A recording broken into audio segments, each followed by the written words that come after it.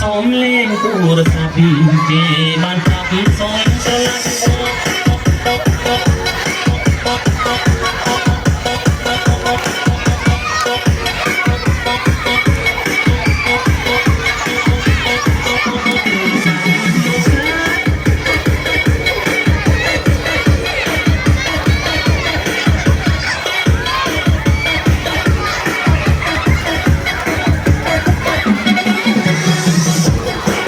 ถอยกลายก็ต้องถอยกลาย